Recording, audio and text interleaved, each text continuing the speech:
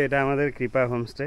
আমাদের room number বলে দিয়েছে, চাবি দিয়ে দিয়েছে। এই যে আমরা লাগেজ নিয়েছি, লাগেজ নিয়ে চলছি। দেখা যাক রুম কীরকম হয়। হ্যাঁ চলো। তবে হোমস্টের পরিবেশটা কিন্তু অলরেডি একদম মন কেড়ে নিয়েছে। ভিউটা খুব সুন্দর, একদম নিরিবিলি। ভাই রুম আলাদা হয়ে গেলে তো এবার গান শোনা কেমন হবে? চলো সিঁড়ি দিয়ে উপরে ওঠো। সিঁড়ি দিয়ে উপরে উঠতে বলেছে।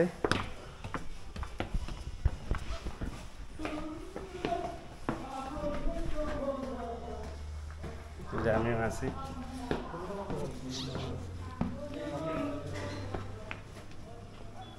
এই যে এটা রুম, খোলা হোক।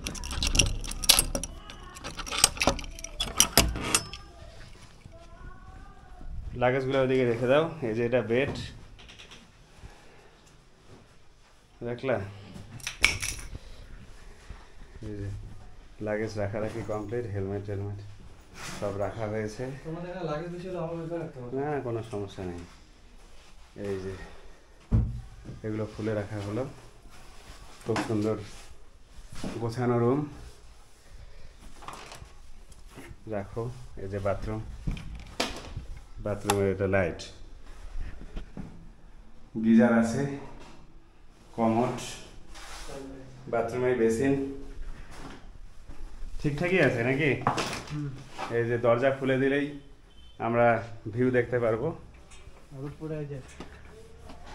হ্যাঁ উপরটাও দেখিয়ে দিচ্ছি, এরকম সুন্দর ভিউ রয়েছে। আর উপরে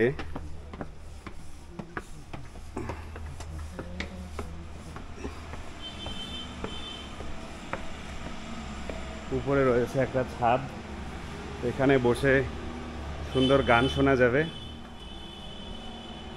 গল্প করা যাবে। সেই রুমে বসেও গল্প করা যাবে এবং ভিউটা খুব সুন্দর দেখা যাবে এখান থেকে। দারুণ। উপরে এসে গল্প করলে কি হবে, আমরা বাইকগুলাও দেখতে পারবো নাকি? দেখি বাইকগুলা। এই যে ওখানে বাইক রাখা আছে। বাস এই হলো কৃপা হোমস্টে। ডাবল বেডেড রুমও আছে, সিঙ্গেল বেডেড রুমও আছে।